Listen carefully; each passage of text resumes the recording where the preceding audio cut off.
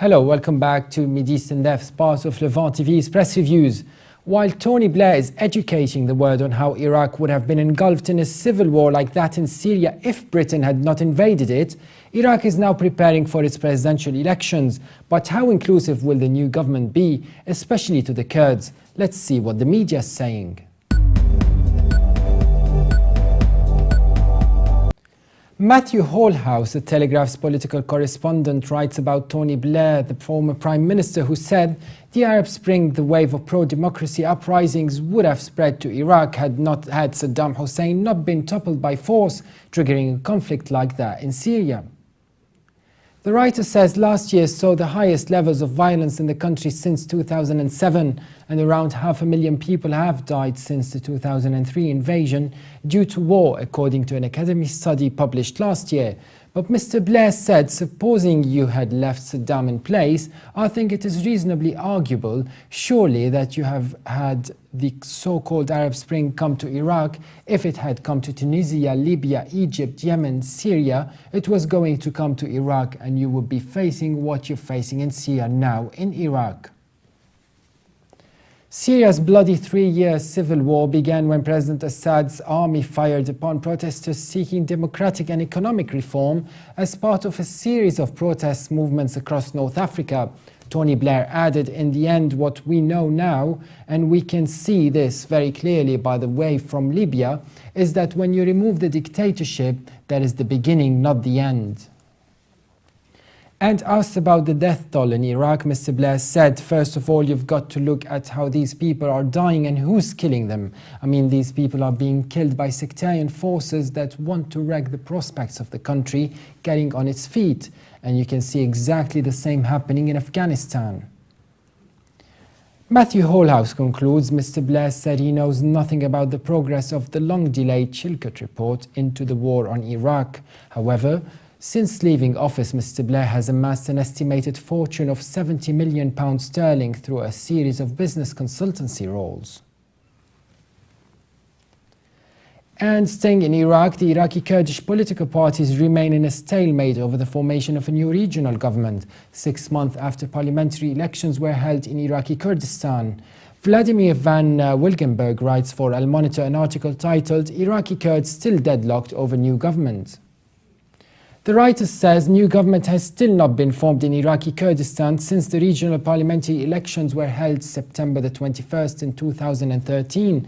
Kurdistan Regional Government KRG President Masoud Barzani insisted on April the 2nd that the new cabinet would be formed before the national elections scheduled for April the 30th, but the deadlock will likely continue beyond that point.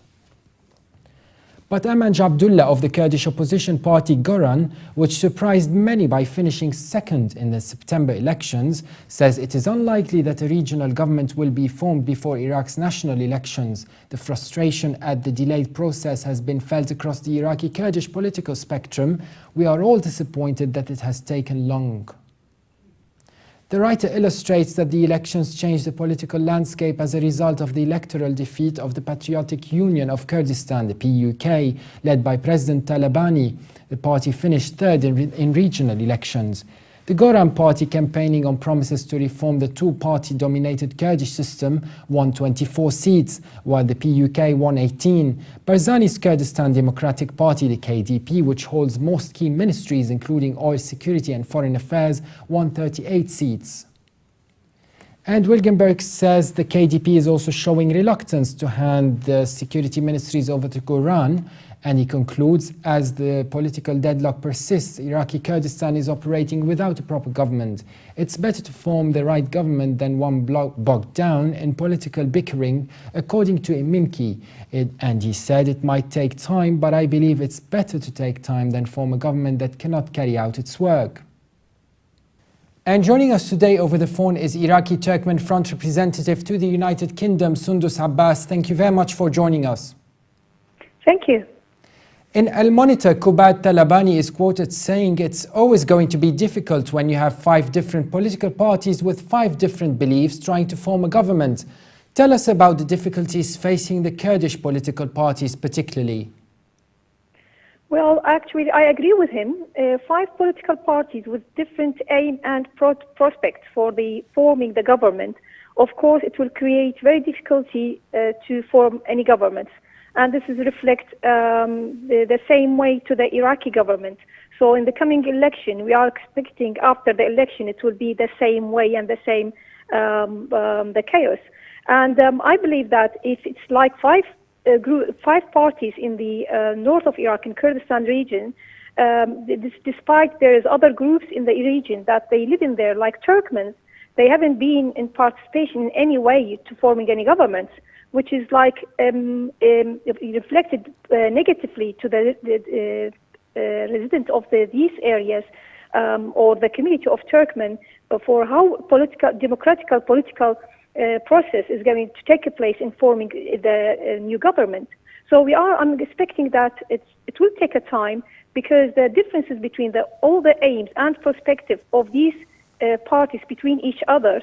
So it's going to be delay in forming the government until they will reach to the confidence that it should be on the citizenship platform rather than to have any political parties' aim and prospects. Mm-hmm. And my second question, Quran member Amanj Abdullah told Al-Monitor, our main objective is strengthening citizenship. If we cannot materialize this, we will not participate.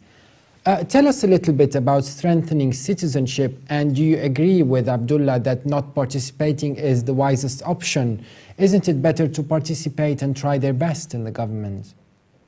There is no doubt that everybody should participate in political process, like taking election and then participating in the voting, because it doesn't stop you if they didn't allow you to, you can't reach your objective now.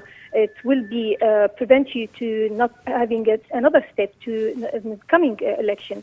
I think everybody have a right and should be participate in this democratic process until we will come one day that we reach forming a government which respect every people in the country, and it will take the citizenship as a base to equal right as a base to forming any government, rather than to have political parties and their prospects and their objects to form any coming government. So no doubt that everybody they continue to take a part in coming any political democratic process. Mm-hmm. Thank you very much again for joining us, Sundus Abbas, Turkmen Front representative in the UK. Thank you very much indeed. Thank you. And for more updates, please visit levant.tv.